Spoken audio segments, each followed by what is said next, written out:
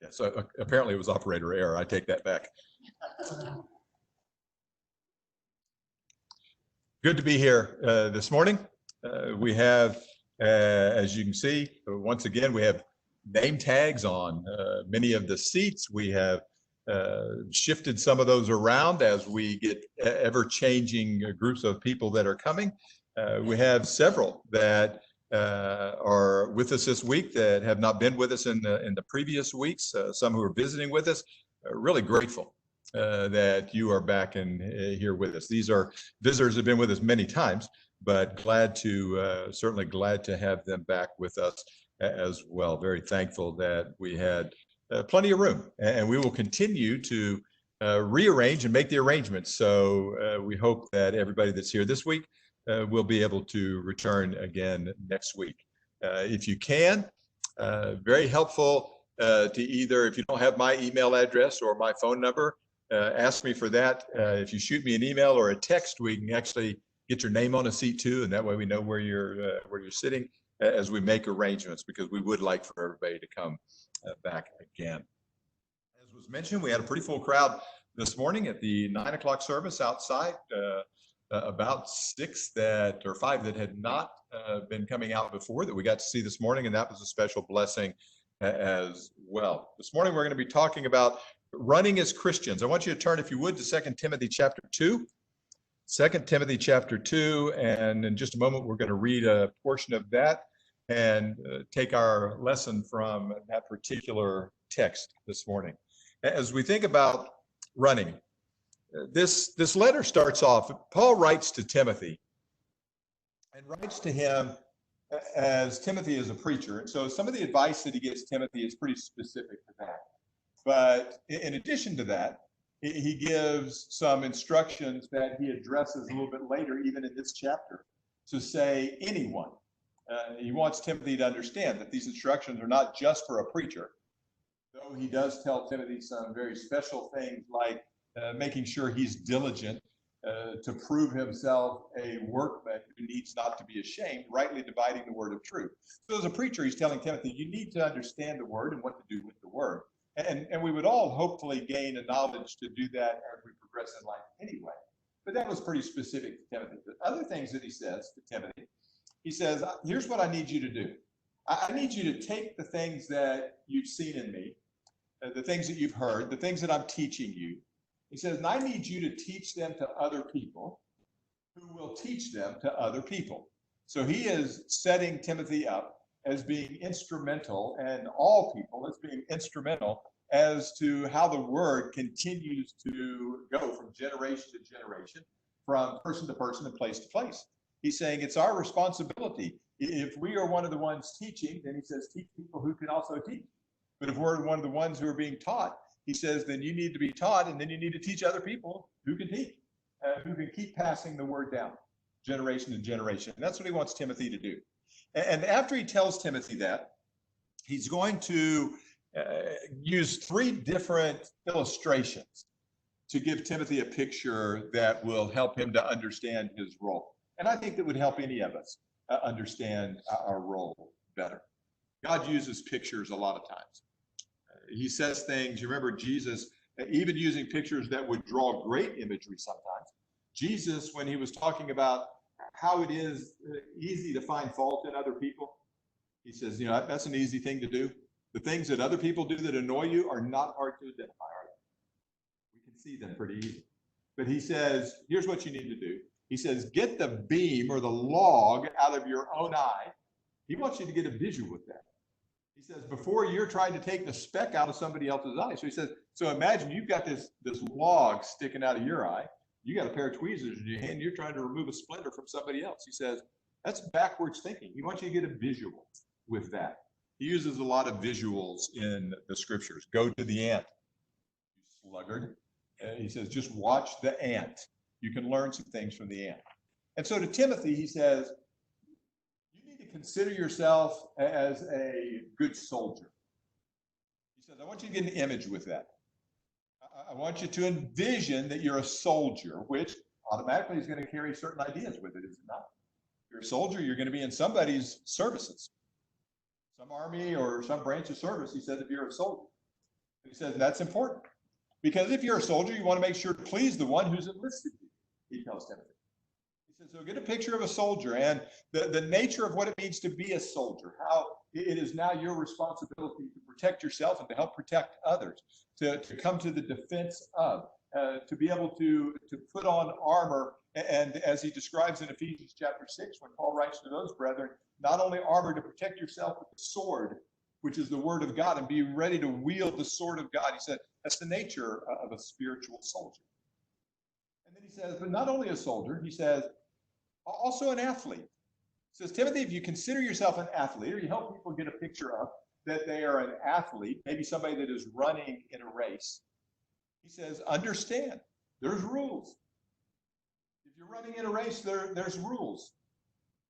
You have to stay in your own lane when you're running, depending on what kind of race it is around a track. Sometimes eventually, because they stagger you, you can get all to the inside lane, but a lot of races are run, you can't change lanes. When you're swimming, you can't just go into somebody else's lane. That's a violation. We'll disqualify you. He said, understand that.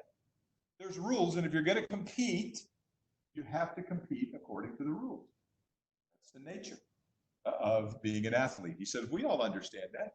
Whatever the sport you're in, you have to compete according to the rules. I get a chance, or used to play, I don't play very much any longer. We just play a little bit of golf. We always had a club in our bag that probably, I'm guessing, if you actually search the PGA rules, did not meet with the requirements of the PGA rule. We called it a foot wedge. And if your ball is a little too close to the tree, you just give it that little scoop with the foot. That's not really legal. If you're playing on TV and you're playing for money, they're not going to allow you to use your foot wedge to get the ball away from the tree. There's rules, and you have to follow those rules. And there's penalties and strokes if you don't follow rules. He says, understand that. You're an athlete. But then he also says, or a farmer. He uses farmer as an illustration. He says, you know what? And his point is going to be, farmer ought to be able to reap the benefits of the crop. Why? Because the farmer's one to put all the work in. He's the one that's been waiting patiently. He's been out there at sunup putting in the seeds and watering and weeding and making ready for the harvest. He said, if you get those visuals in mind, he says you get a picture of what it's like to be a Christian who's trying to help propagate that idea down through the ages, that's trying to get other people to also come to Jesus Christ in order to follow Jesus Christ. So read those first few verses with me, if you would. He says, you therefore, my son, be strong in the grace that is in Christ Jesus. And the things that you have heard from me among many witnesses, commit these to faithful men who will be able to teach others also. Therefore, you must endure hardship as a good soldier of Jesus Christ. No one engaged in warfare entangles himself with the affairs of this life, that he may please him who enlisted him as a soldier. And also, if anyone competes in athletics, he's not crowned unless he competes according to the rules.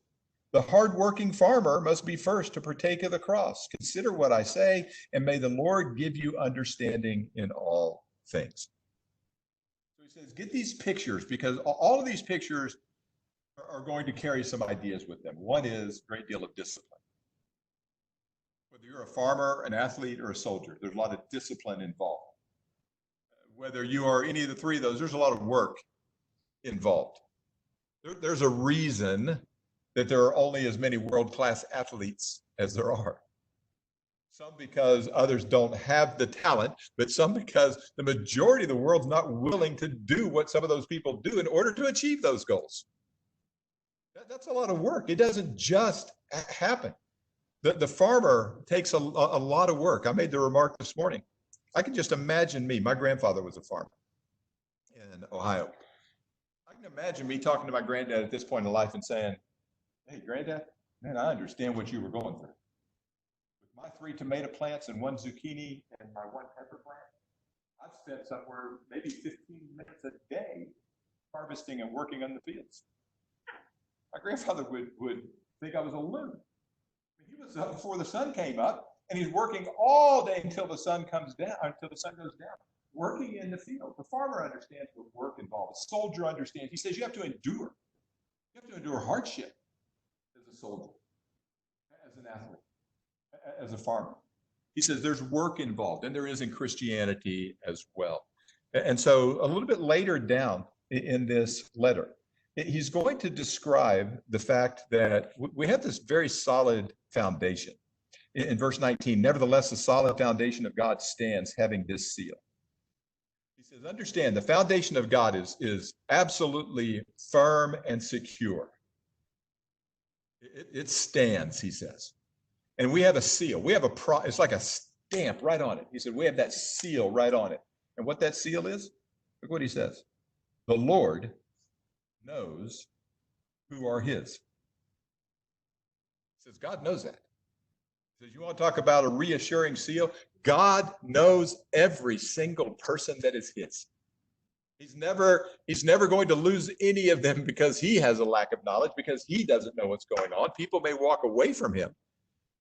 But he says, no, we have a seal. God knows those who are his. And so after that, when you drop down into verse 20, he says, but in a great house, there are not only vessels of gold and silver, but also of wood and clay, some for honor, some for dishonor. So he says, you understand that in a house. He said, you've got some containers that are valuable. Just the container itself is valuable. He says, you have some containers that are not. We understand the nature of that. We have crystal, not sure why, but we have crystal glasses and maybe a crystal pitcher, and you're very careful. And unless you're a special company, you probably won't ever even see that. You wouldn't know we owned it. That's the way it worked when I was a kid. We didn't even know we had china until I was about 16. It came out one time. But you have cabinets for that, and you understand those dishes aren't like the ones that you open the cabinet and throw in. The old metal pan or the Tupperware or the Rubbermaid or whatever it is you call it. There are honors vessels that are just honorable. He says, just look at them. They're gold, they're silver. That's of value. He says there's some that are not. He's not saying that to say that in his church there are vessels of honor and dishonor. That's not the point. He does say we're all different parts of the body on another occasion, and we all have different functions. We're not all exactly the same. But his point here is not that Christians are both, because look what he says in the next verse.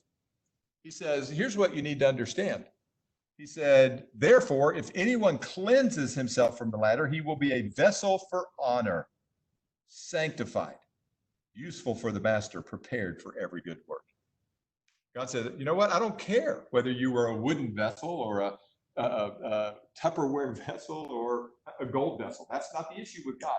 The issue with God is, have you cleansed yourself spiritually?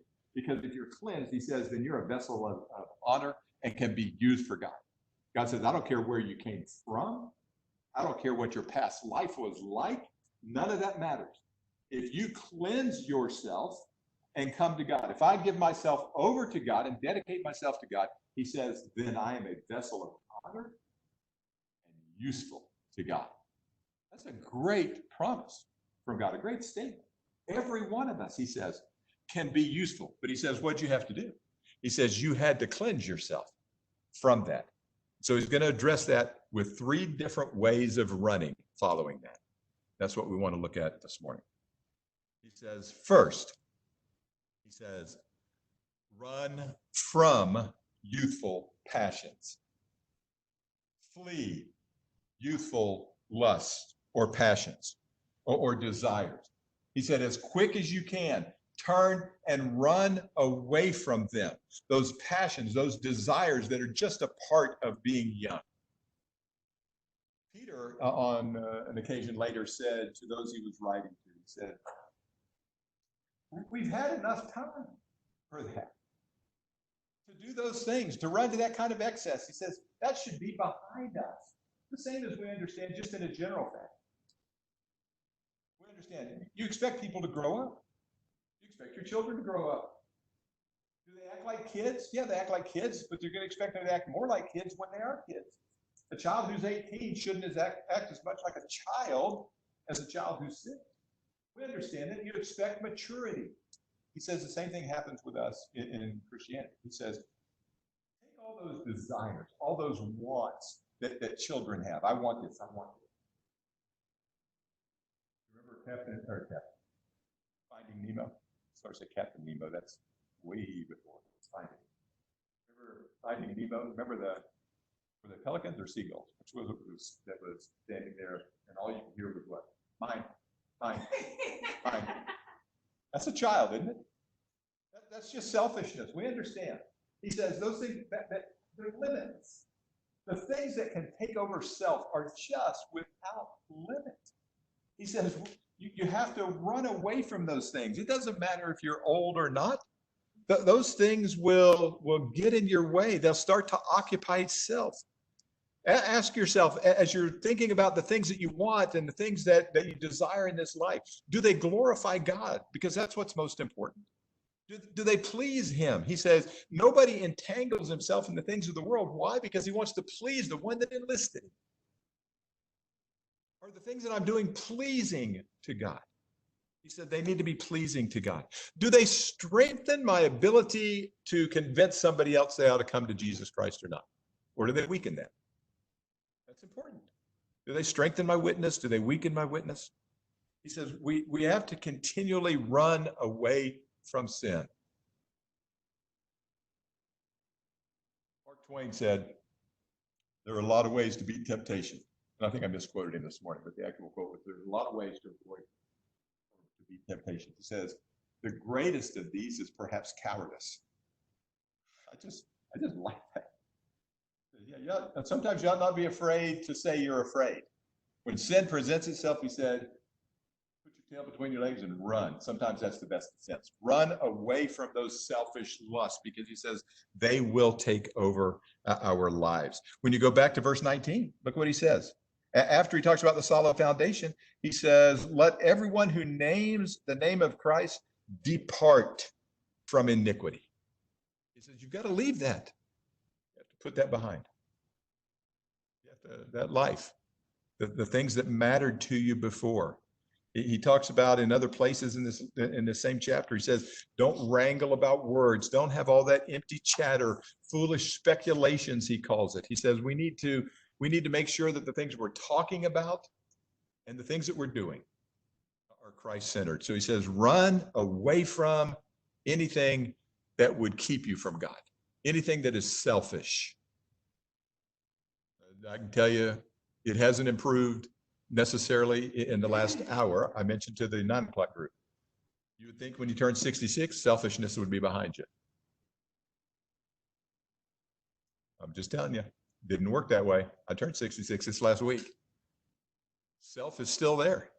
You still have to fight self. I hope it's not as bad as it was when I was 20, but it's still there. We need to make sure that we're fighting that selfishness. But he says, not only running from those youthful passions, those youthful desires, those things he says that we have to ask ourselves those questions. Does it glorify God? Does it please God? Does it strengthen my witness for Christ, or does it not? He says, but you need not only to run away, he says you need to run toward. He says, pursue righteousness. That's what he says next. Flee youthful lust, pursue righteousness. That's a great word. Pursue. It means to actively go after something, to with great energy and vitality, to go after something. I must catch it. I must catch up to it. That's the nature of that. Police go in pursuit of somebody. And that's what they'll come back on the radio and say, is it not? They'll identify themselves as whichever car they are and say, we have seen such and such suspect car. We are in pursuit. They're not saying, you know what, we're just kind of keeping an eye on him. We're chasing him. Our intent is to overtake him. He says that's our attitude toward righteousness. Pursue righteousness. I want to overtake righteousness. I want to make sure that I catch it, that I make it a part of my life. And he says we do that as we're running toward righteousness. He says grow in holiness. That's what we're striving for. I need to grow in holiness. He says, and do that by growing in my faith and in my love for God, my love for his people. He says, I do that. And he says, and peace, pursue peace. You can't have it automatically. God even tells us peace is dependent on not only you, it's dependent on other people as well. So he says, be at peace with all men as is within your ability. But he says, pursue peace.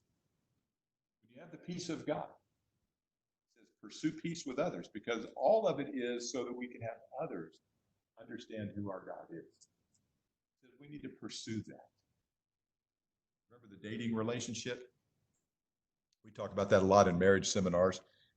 I referenced a book by Jimmy and Karen Evans this morning called Marriage on the Rock, where he talks about the 4 laws of marriage in Genesis chapter 2.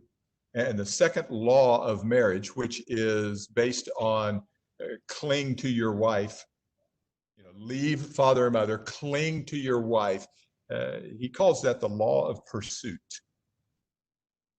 Continue chasing your wife. Continue to pursue. Remember how you were when you were dating and you dedicated this energy to it? He says, don't ever stop that. That should be the truth of anybody we love.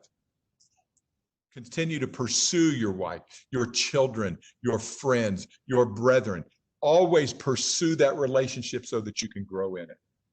He says, actively reach out so that you can do that. That's critical. Run away from, run toward.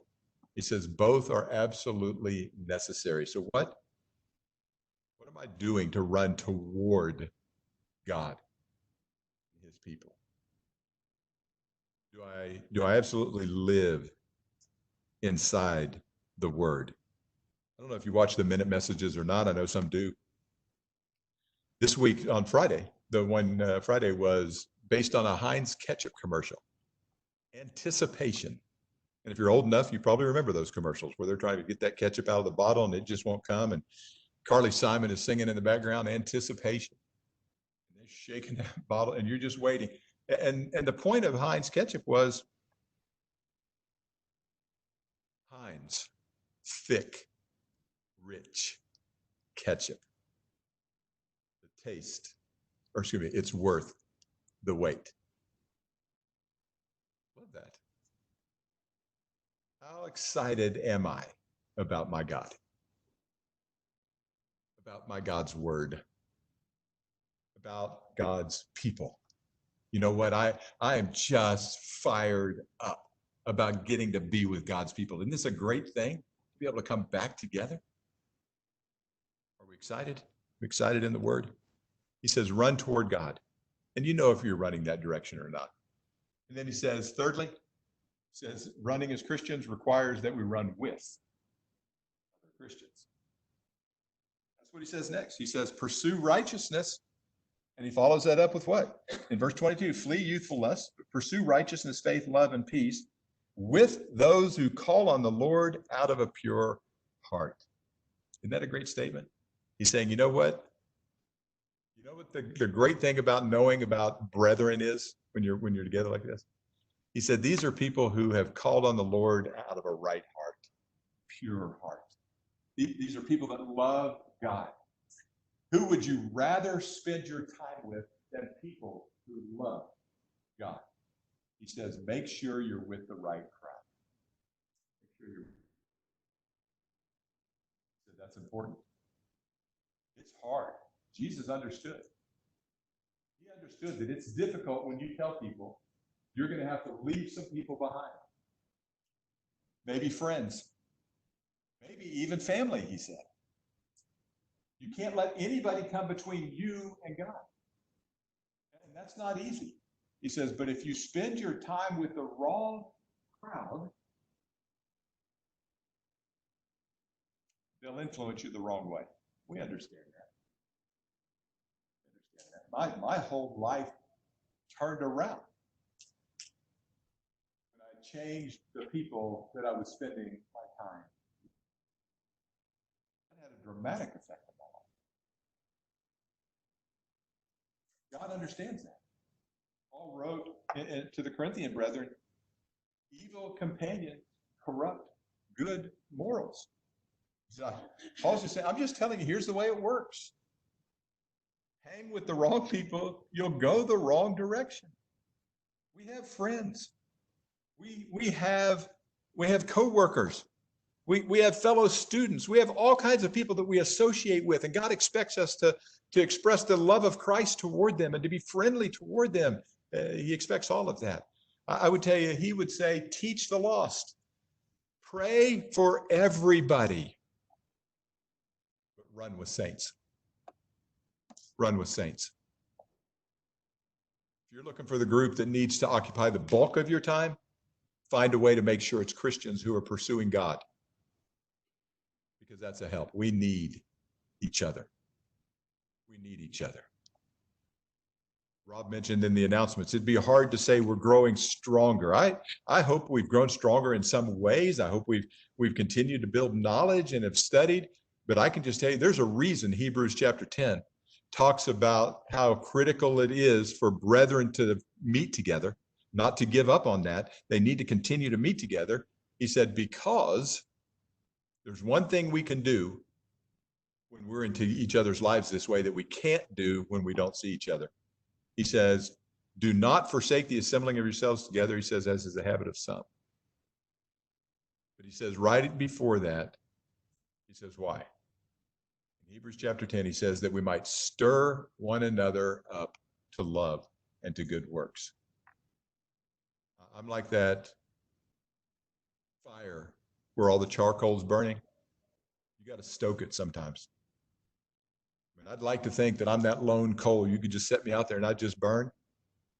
You ever tried that experiment? I can tell you what'll happen. The pile will continue to burn. The lone coal will burn out. That's just the way it works. We need to be stoked, stirred up, prodded. He says, make sure you're with the right people. That's critical. Pray for everybody, but run with saints. Paul told Timothy and all the others, he said, you need to run this race as a Christian. Understand it's going to be hard. Don't entangle yourself in the world. Run by the rules. Be patient, even like the farmer is patient. But how glorious is it going to be to reap the benefits that come from serving God when we make it to that eternal home in heaven? If you're not a Christian, and we can help you take care of that today, we'd love to do that. Baptistry is here. It's actually even accessible right now, so that works out well. But even if that's not it, maybe you've already got a relationship with God, but you need something else. If we can help you with that, let us know that. If it's something you need to talk to someone else about, or just you and God, just make sure that we see every single day as starting from those starting blocks again in the race that we're running with other Christians toward God and away from sin. Let us know if we can help you while we stand, while we sing.